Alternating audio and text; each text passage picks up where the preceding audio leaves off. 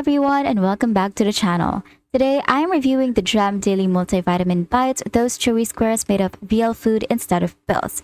Each bite supposedly replaces your daily multivitamin, containing whole food nutrients like spirulina, chlorella, and B12. It promises better digestion, mood, and immunity as well. They taste earthy, I would say, when I tried it, and it kind of is like a mix of dates, herbs, and greens, but not bad once you get used to it. So even if you don't like those things or those foods, if you don't like the taste of them, you would actually like really taste it from here.